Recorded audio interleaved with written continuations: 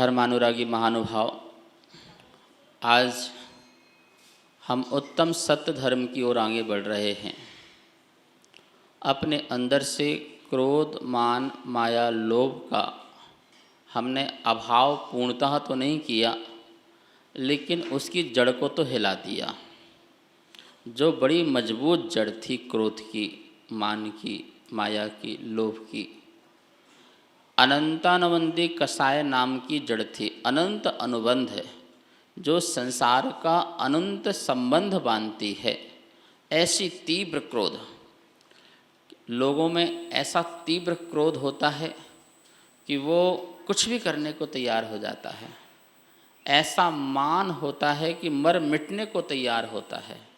देखते नहीं, लोग कहते हुए भी सोचते नहीं कि मैं क्या कह रहा हूँ, तेरा चेहरा नहीं देखूँगा। मत देखना भैया, किसी का बिगड़ क्या जाएगा। तेरी गली में रखूँगा ना कदम, क्या बोलते, ऐसे बोलते है, तेरे यहाँ का पानी नहीं पीऊँगा। मतलब कितनी तीव्र क्रोध और तीव्र कितनी मान कषाय है, तीव्र लोभ कषाय कि जो छूटता ना हो। जिन चीज़ों से ऐसे पकड़े हुए हैं कि उसके बिना रह नहीं पा रहे हों, वो तीव्र लोभ ही है। और ऐसी मायाचारी की व्यक्ति मर जाए पर अंदर ही पेट में दबा करके चला जाए, अंदर से सल्ल निकाल ना पाया हो और किसी को कुछ पता चलने ना दिया हो। ध्यान रखना, यदि तुम पाप करते हो और किसी को पता नहीं चल रहा है, ये मायाचारी है। तुम छुप छुप के जो पाप कर लिया करते हो ना, ये तुम्हारी मायाचारी है, ये तीव्र मायाचारी है। एक ऐसी मायाचारी होती है जो हर किसी को दिख जाती है, ज़्यादा देर छुप नहीं पाती है। लेकिन अनंतानुबंधी की जो मायाचारी है, आप किसी को पता चलने ही नहीं दोगे। ये इतनी तीव्र मायाचारी है, मतलब कितना विश्वासघात है अपनों के प्रति, अपने लोगों के प्रति। ये तीव्र चारों कषायों को अपने चारों दिनों में कुछ हिलाने की कोशिश की, इसकी जड़ को हिला दिया। पेड़ की जड़ जो है हिल चुकी है, अब गिरने में ज़्यादा देर नहीं लगेगी, वो गिर जाएगी। लेकिन अभी तक तो हमने हिलाई भी नहीं थी। उत्तम, क्षमा, मार्दव, आर्जव, शौच, इन चार धर्म से, क्षमा से, विनय से, सरलता से और आत्मा की पवित्रता से, निर्मलता से हमने कषायों को शांत किया। जब कषाय शांत होती हैं तो सत्य प्रकट होता है, स्वरूप समझ में आता है। पानी की चंचलता में चेहरा दिखता नहीं है, या पानी की गंदगी में हमें चेहरा दिखता नहीं है। दर्पण में धूल हो या बाष्प हो तो उससे हमें चेहरा दिखता नहीं है। लेकिन थोड़ा थोड़ा पानी शांत हो जाए तो थोड़ा थोड़ा सा चेहरा भी दिखने लग जाता है। ऐसे ही जब कषायें थोड़ी शांत हो जाती हैं, शमन को प्राप्त हो जाती हैं, तो सत्य के दर्शन हो जाते हैं। आज हम सत्य धर्म की ओर जा रहे हैं। सत्य धर्म यद्यपि जो शुद्ध ध्यानी ज्ञानी महामुनिराज हैं, ये उनका धर्म है। सत्य धर्म के लिए बहुत कुछ आगे कुछ करना पड़ता है।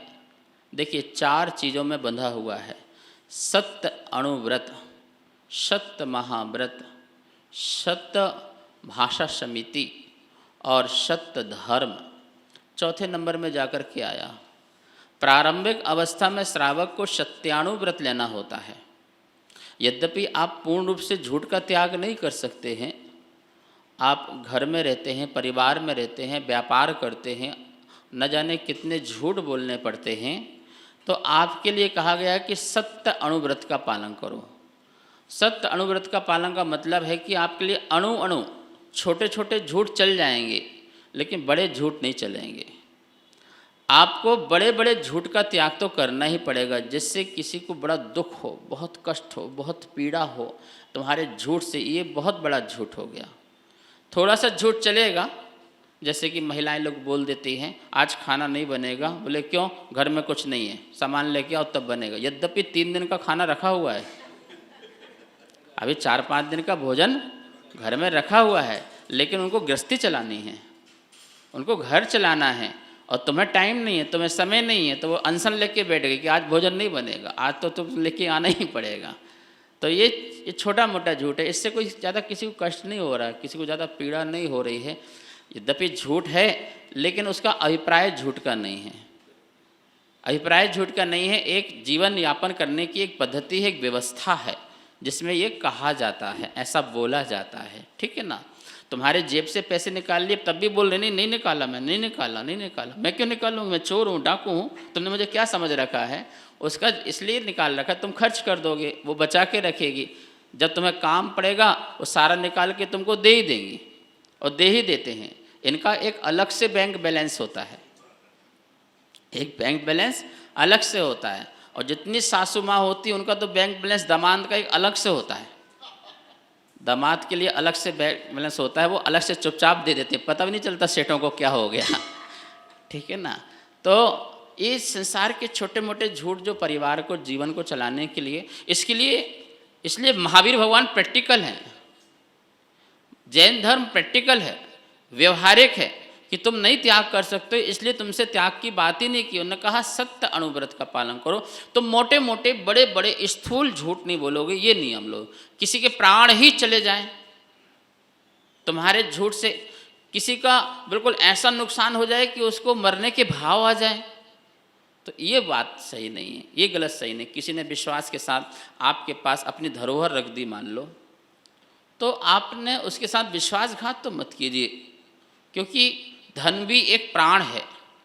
10 प्राण के अलावा आचार्यों ने धन को भी एक प्राण कहा है कि आदमी धन से इतना जुड़ जाता है कि धन यदि उसके पास से चला जाए तो वो मरने की सोचने लग जाता है, अपना जीवन गंवाने की सोचने लग जाता है। तो आपको विश्वास समझ करके, आपको सज्जन समझ करके, आपके चोले को देख करके, आपके भेष को देख करके, आपके धर्मात्मापन को देख करके और आपकी सज्जनता को देख करके किसी व्यक्ति ने विश्वास से आपके पास कोई चीज़ रख दी तो उसके साथ धोखा नहीं किया जाए। कर्नाटक में एक व्यक्ति हुए, उनके पिताजी साहूकार का काम करते होंगे, तो वो किसी का सामान रखते तो उसमें चिट बना करके, पर्ची बना करके उनका नाम लिख करके रख देते थे। उनके पिताजी जाने के बाद उनको वो खोला, उनने लगभग 15, 20, 25 साल बाद खोला। 250-300 ग्राम सोना होगा और भी कुछ सामान था। तो उस पर्ची को खोला उन्होंने 30 साल बाद, पापा के जाने के बाद। उन्हें पता ही नहीं था, जब देखा तो सामान रखा था। उस पर्ची को खोल करके वो उस सज्जन के पास गए और उसकी हालत बहुत ज़्यादा ख़राब थी। ये आचार्य सब मुझे सुनाते थे संस्मरण। तो जब उसके पास गए तो उसको दिया कि उसके पिता तो रहे नहीं थे, उनके बच्चे थे, उनकी हालत बहुत ख़राब थी, कि बोले कि ये पिताजी ने, आपके पिताजी ने मेरे पिताजी के पास धरोहर रखी हुई थी, ये मैं तुम्हें लौटाने आया हूँ, ये तुम्हारी है, तुम इसे संभाल लो। उसकी आंखों में आंसू आ गए थे। आप सोचिए कितनी खुशी मिली होगी उस व्यक्ति को कि आज भी इतनी ईमानदारी है, आज भी इतनी सत्यता है। ये सत्यानुव्रत है कि आपके पास कोई व्यक्ति पैसे लगा रहा है, कोई आजकल क्या बोलते कि ज़रूर से चेक से कोई दे, किसी के पास ऐसे ही पैसा रखा हो और उसने जीवन में कमाया हो और आपके लिए 10 लाख 20 लाख रुपए दे दिया, भाई साहब कुछ ब्याज मिले तो हमारे बच्चों के काम आएगा, देते रहना, उसने रख दिया और तुमने कोरोना काल में सब खा लिया। नहीं मेरे पास नहीं है, ये क्या बात है? आपको घर बेचना पड़े, घर बेच के दो। ये होना चाहिए सत्यानुव्रत के पास। लेकिन ये ईमानदारी नहीं है तो बोले सत्यानुव्रत। इसलिए महावीर स्वामी एक प्रैक्टिकल है, वो कहते हैं कि आपको 8 वर्ष की उम्र में ही ये व्रत ले लेना चाहिए। 8 वर्ष की उम्र में ही आपको बच्चों से, गुरुओं से ये आशीर्वाद दिलवाना चाहिए सत्यानुव्रत कि बेटा जीवन में कभी किसी का ऐसा दिल नहीं दुखाएगा जो किसी को मरने को सोचने लग जाए, अपना जीवन गंवाने के लिए। और आजकल तो ऐसे लोग कितने झूठ बोलते हैं, बड़े बड़े झूठ बोलते हैं। और आपने तो साल में एक दिन ऐसा झूठ बोलने का बना ही लिया। कौन सा है? अप्रैल फुल क्या बोलते हैं वो है? हाँ, अरे तुम भी तो आ गए उसमें है। बुरा ना मानो होली, क्या क्या बोलते हो, ठीक है। ऐसे ऐसे झूठ बोल करके वो एक दिन अखबार भी पूरा झूठ का आता है, तुम्हें पता है? होली के दिन उसमें जितनी न्यूज होती है सारी फेक। लोग एक तो पढ़ के डर जाएं एकदम से कि तुम्हारा ये बैंक का दिवाला निकल गया है, ठीक है ना, वो लिख तो दिया तुमने, लेकिन सामने वाले की संपत्ति सब उसी में है, वो तो परेशान हो जाए, नीचे ना पड़े। छोटे से बारीक में चले तो कंडीशन अप्लाई होती है, जैसे जैसे लोगों की कोई भी होता है तो कंडीशन अप्लाई, ऐसे छोटे से बारीक अच्छा बुरा ना मानो होली है, लेकिन सामने वाला तो उससे डर गया ना। ठीक है, ऐसे ऐसे फ़ोन कर देंगे, एक्सीडेंट हो गया, जल्दी आ जाओ जल्दी आ जाओ, और पता चला वहाँ कुछ नहीं थे। ये चैट में भी लोग एक दूसरे को इतना परेशान करते हैं कि लोग मरने को तैयार हो जाते हैं, और ऐसा हो रहा है।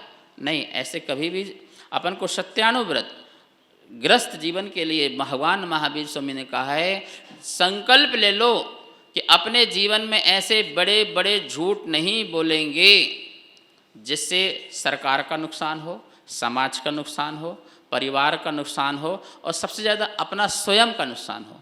आपकी आत्मा चैन से जी कैसे सकती है, आपकी आत्मा ढंग से खा पी कैसे सकती है कि किसी व्यक्ति को इतना कष्ट दे करके। निश्चित ही आप अहिंसक प्राणी नहीं हैं, निश्चित ही आपके अंदर जैनत्व नहीं है, निश्चित ही आप जो है धार्मिक प्राणी नहीं हैं। यदि इस प्रकार से आप कार्य करते हैं तो बिल्कुल नहीं करने का। आपको आज से सत्यानुव्रत है, आपको अभी चारित्र में बढ़ना है, संयम त्याग तपस्या बढ़ना है। उसके पहले कंडीशन है, उसके पहले कंडीशन है कि आप ऐसे जीवन जियोगे कि किसी का जीवन जीना हराम ना हो, ऐसे वचन बोलोगे। इस बात का ध्यान रखना है आपको। सत्यानुव्रत, जब सत्यानुव्रत में आपकी प्रैक्टिस हो जाती है कि मैं अनुरूप से छोटे छोटे झूठ बोल लूँगा, पैसे कमाने की, धन कमाने के, लोग ये कमाने के लिए, घर चलाने के लिए, छोटे मोटे चीज़ें जो हंसी मजाक। भगवान महावीर स्वामी ने बताया है कि व्यक्ति झूठ किस कारण से बोलता है। यदि आपको रीजन पता चल जाए ना तो आप झूठ बोलना बंद कर दोगे, क्योंकि रीजन समाप्त हो गए तो झूठ भी समाप्त हो जाएगा। तत्वार्थ सूत्र में भगवान महावीर स्वामी कहते हैं, क्या कहते हैं, उमा स्वामी द्वारा प्रस्तुत किया गया है भगवान की वाणी को। क्रोध लोभ भीरुत हास्य प्रत्यान खानी च भाषणम। बोले क्रोध के कारण व्यक्ति झूठ बोलता है। जब व्यक्ति क्रोध में आता है ना तो वो बोलता नहीं है, वो बकता है। क्या करता है, वो बोलता नहीं है, वो बकना प्रारंभ करता है। और जब व्यक्ति बकता है ना तो वो सत्य नहीं बोल सकता है। क्रोध लोभ, लोभ में व्यक्ति आकर के बहुत झूठ बोलता है। ये महिलाएं जाकर के जो है कम वस्तु को ज़्यादा में खरीद के आती हैं, और सामने वाला व्यक्ति जो है उसको फंसा लेता है।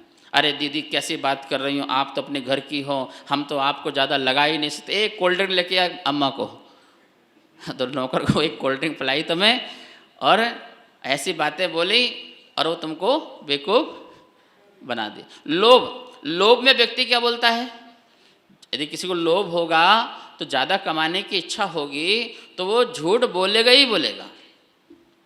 बाढ़ में पानी गंदा आ रहा है, पानी में गंदापन आ रहा है, इसका मतलब बाढ़ आई हुई है। ठीक है ना, तुम्हारे जीवन में लोभ की प्रवृत्ति आई हुई है, तभी तुम्हारा मन गंदा हुआ है। तो क्रोध लोभ भीरुत्व, भीरुत्व मतलब भय। आदमी भय के कारण झूठ बोलता है। माता पिता का भय हो, राजा का भय हो, सरकार का भय हो, परिवार का भय हो, समाज का भय हो, अपने से बड़े लोगों का भय हो, दोस्त का भय हो, किसी का भी भय हो सकता है अंदर बैठा हो। तो व्यक्ति भय और घबराहट में क्या बोलते हैं, वो सत्य नहीं बोल पाता है। एकदम से उसके अंदर क्या है, वो इसलिए भय है क्योंकि वो स्पष्टवादी नहीं है। सत्यवादी और स्पष्टवादी होना बहुत जरूरी है। सत्य को समझने की जरूरत है, सत्य के साथ समझौता करने की जरूरत नहीं है। सत्य को समझिए। हम समझौता कर लेते हैं भय में, और एकदम से क्या हो जाता है, वो झूठ हमारे मन से निकल जाता है। पहली बात तो आप किसी को डरा के मत रखो, आप हर किसी को मित्र बना के रखो। महावीर स्वामी कहते हैं मित्रवत व्यवहार करो। आप इसको किसी को अनुशासन करने के चक्कर में उसको इतना डरा के रखते हो, धमका के रखते हो। सास बहू को डरा के रखे और पति पत्नी को डरा करके रखे, और ये आप एक दूसरे को डरा के रखते हो। नहीं नहीं, दोस्त बना के रखो, मित्र बना के रखो। जब मित्र बना के रखते हो तो आप एक दूसरे के लिए बात शेयर कर सकते हो, और कोई भय की बात ही नहीं होती है। आपको पता है परिवार में शिष्टाचार की नहीं, प्रेमाचार की ज़रूरत होती है। किसकी ज़रूरत होती है? शिष्टाचार पड़ोसियों से किया जाता है, शिष्टाचार दूसरों से किया जाता है, अपनों से शिष्टाचार नहीं किया जाता है। यहाँ तक कि भगवान से भी कोई शिष्टाचार नहीं है, भगवान से भी प्रेमाचार है, गुरु से भी प्रेम का आचार है, शिष्ट का आचार नहीं है। शिष्ट का आचार देखो, आपकी जितनी भी पूजा पाठ कविताएं लिखी हैं उसमें प्रेम की बातें हैं, शिष्ट की बात नहीं है। मेरी तो से बनी, आपसे नहीं बनी कह रहे, क्या बन रहे हैं? तो से। अब ये तो शब्द क्या है? प्रेम का शब्द है। तुम बिन मैं व्याकुल भयो, ये जो तुम और आप जो शब्द है ना, आप शब्द बोलते ही एक शिष्टाचार आ जाता है, और हम दोनों में एक दूसरे में बात वही होगी जो एक कॉमन होगी, लेकिन वैसी बात नहीं होगी जो अंदर की बात होना चाहिए, जो एक दूसरे को शेयर कर सकते हैं।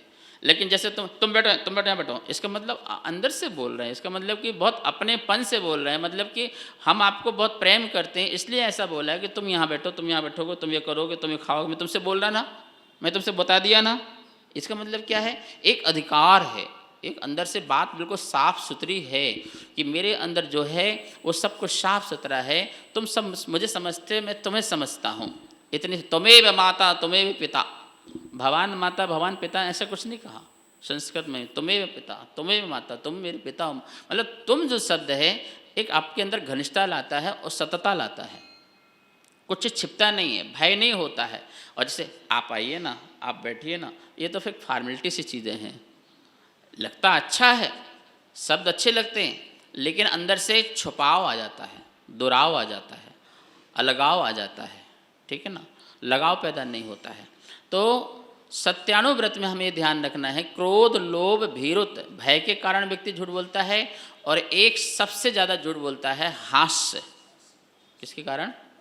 हास्य। क्रोध लोभ भीरुत हास्य। हास्य मतलब हंसी मजाक।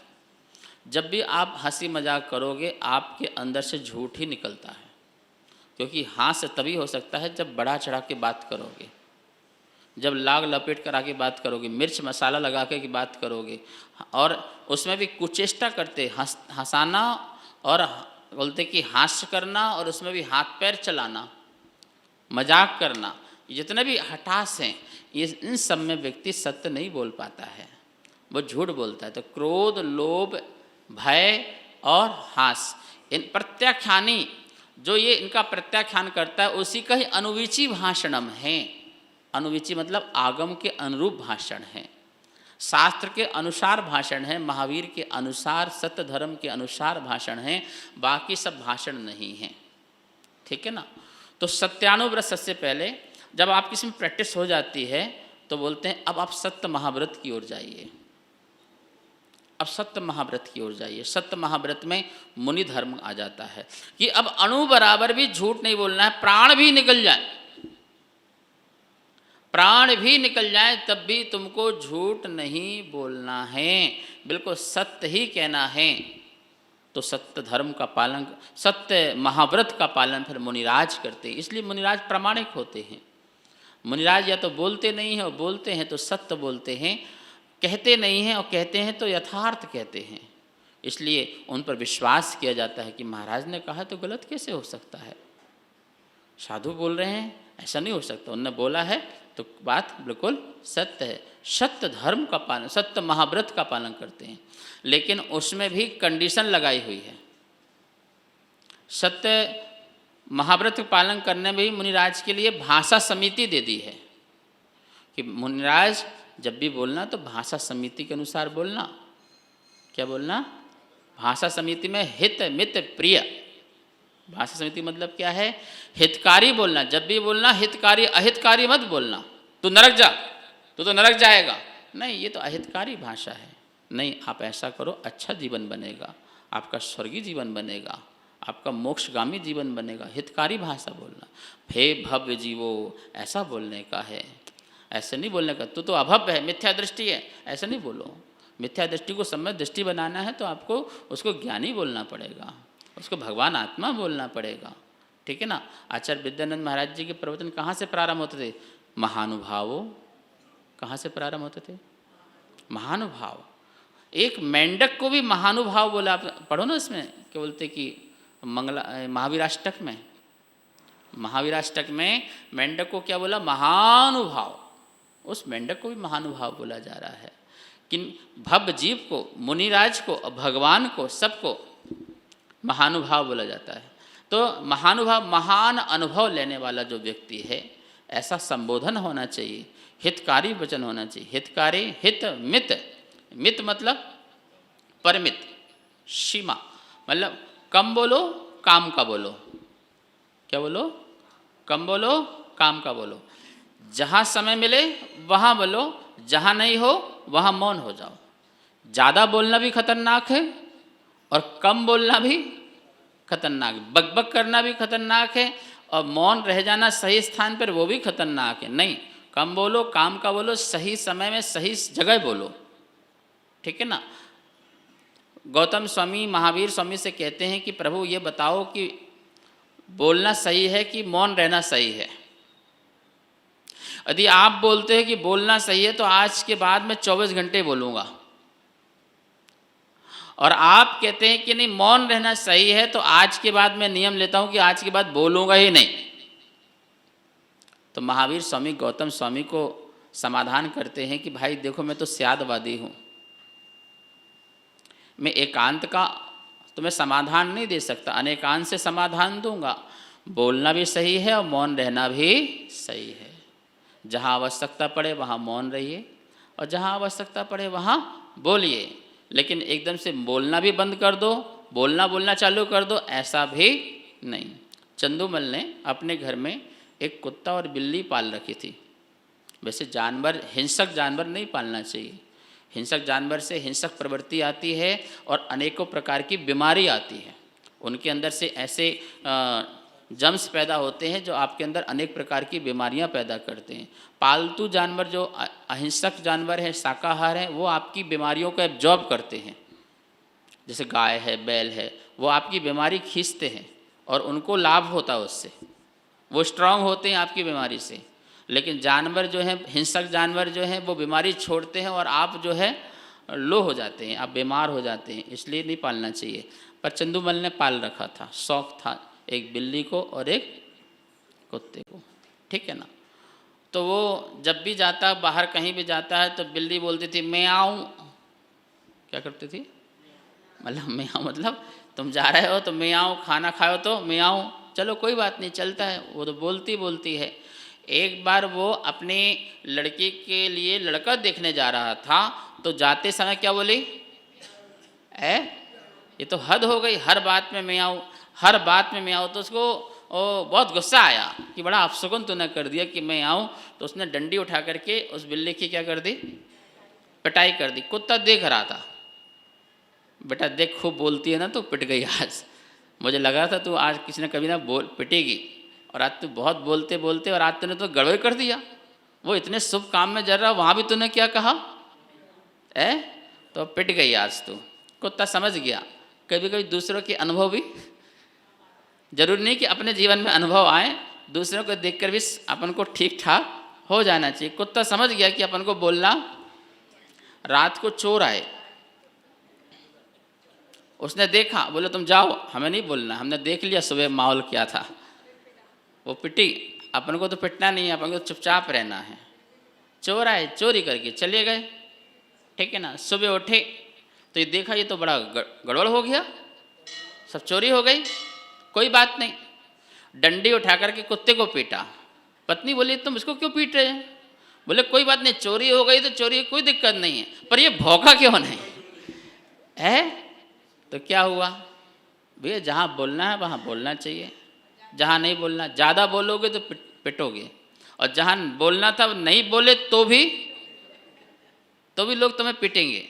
इसलिए महावीर स्वामी अनेकांत से आदवास से कहते हैं कथनचित बोलना सही है और कथनचित मौन रहना सही है। इसको समझो।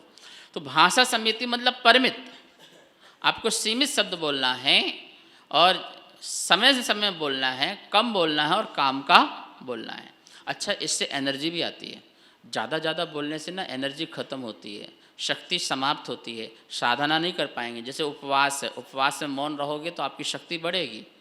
यदि आप बोलोगे, थोड़ा भी बोल लोगे, तो ऐसा लगेगा कि सारा पानी सूख गया है, ऑक्सीजन चली गई है और ये तनाव चालू हो गया है, भारीपन लगने लगा है। इसलिए बोलना, मौनम सर्वार्थ साधनम, मौन सब अर्थों की सिद्धि का साधन है। इसलिए मौनम मुनि, मुनि किसे बोलते हैं? मौनम मुनि, जो अधिकांशतः मौन रहते हैं। मौन रहते मतलब कि जो अपशब्द नहीं बोलते हैं, जब भी बोलेंगे धर्म का बोलेंगे, हितकारी बोलेंगे, परमित बोलेंगे, इसलिए मौनम मुनि, वो मुनि है, बोलते हुए भी मुनि है, बोलते भी उनका मौन है, बोल रहे हैं तब भी मौन है। क्यों? क्योंकि जब भी बोल रहे हैं वो हितकारी बोल रहे हैं, इसलिए मुनि कहलाते हैं। हित, मित और प्रिय, सत्य हो पर प्रिय होना चाहिए। सत्य भी बोल रहे हो, कठोर भी बोल रहे हो, ऐसा नहीं होना चाहिए। तुम सत्य तो बोल रहे हो, शराबी को शराबी तो कह रहे हो, लेकिन प्रिय नहीं है। काने को काना तो कह रहे हो, लेकिन प्रिय नहीं है। पापी को पापी तो कह रहे हो, लेकिन बोलने में प्रिय नहीं है। उसको भी प्रिय बोलना है। क्या करना है? प्रिय। सत्य हो पर सत्य में प्रियता होना चाहिए, मधुरता होना चाहिए, क्योंकि वो सत्य यदि प्रिय न लगा तो वो उसके लिए, आपके लिए खतरनाक हो सकता है। आपके लिए काने बोलते कि द्रौपदी ने क्या कर दिया था, बोलो, अंधों के एक शब्द बोल दिया, तो गलत बोल दिया था। वैसे वो ठीक है, अंधे के पुत्र थे, पर उसको अंधे ऐसे नहीं बोलना चाहिए था। और एक ही शब्द से क्या हो गई, बोली अक्षौणी सेना, 18 अक्षौणी सेना, कितनी सेना जो है नष्ट हो गई, कितने लोगों को मरना पड़ा। आप सोचिए कितना विध्वंस हुआ, विनाश हुआ, भारत में एक महाभारत हो गई। बताइए, ये गलत हो गया था। परिवार बिगड़ गए, उजड़ रहे हैं, अभी भी उजड़ रहे हैं, एक एक शब्द के कारण, आपके प्रिय शब्द न होने के कारण। यद्यपि आप सत्य बोलते हो, लेकिन आपके शब्द में कठोरता है, कटुता है, कर्कशता है। ऐसे लगते जैसे पत्थर बरस रहे हों, जैसे लगते कांटे चुभ रहे हों। ऐसे नहीं, मधुरता होना चाहिए, फूल बरसना चाहिए और अच्छे से प्रिय। आचरण कहते हैं बोलने के पहले आप उसके मित्र बनो, आप हृदय के मित्र बनो पहले। यदि आपको कठोर भी बोलना है तो आपके पहले उसको हृदय के मित्र बनना पड़ेगा, और हृदय के मित्र बनोगे तो आप कठोर भी बोलोगे तो उसे कठोर नहीं लगेगा कि ये मेरे लिए अच्छे के लिए बोल रहा है, ये मुझे करना है, मुझे ठीक करना है, ठीक है ना। और किसी की कोई भी बात यदि गलत हो तो सबके सामने उजागर नहीं करने का, वही तुम्हारा असत्य कहलाएगा, सत्य नहीं होगा, क्योंकि तुम्हारे अंदर, उसके अंदर हित की भावना नहीं है। तुम उसका अपमान करना चाहते हो, तुम उसको नीचा गिराना चाहते हो, इसलिए तुम उसकी गलत बातों को भी सबके सामने उजागर कर रहे हो। और आजकल तो बढ़िया साधन है व्हाट्सएप, सारे परिवार की बात उछालना हो, सारे समाज की बात उछालना हो। अब छोटे छोटे बच्चों के पास ही समाज की बातें पहुंच रही हैं, ये क्या हो रहा है। ठीक है, समाज हो, एक व्यवस्था होती है, कभी बातें ऊंच नीच हो जाती हैं, लेकिन उसको तुमको व्हाट्सएप में डालना, फेसबुक में डालना, यूट्यूब में डालना, ये कहाँ की बात है। आप सम्यक दृष्टि हो, प्रभावना आपका अंग है, और आप क्या कर रहे हो, आप बैठ के सुलझाइए, बैठ के समाधान निकालिए। लेकिन ऐसी बातों को सोशल मीडिया में ला करके आप बच्चों के मन में जो आस्थाएं हैं धर्म के प्रति, गुरु के प्रति, प्रभु के प्रति, उसे आप तोड़ रहे हैं। तो ऐसे महावीर के सूत्र को समझें, अपने जीवन को सार्थक और सफल करें। इसी भावना के साथ ओम ह्रीम श्री उत्तम सत्य धर्मंगाय नमः। ओम ह्रीम श्री उत्तम सत्य धर्मंगाय नमः।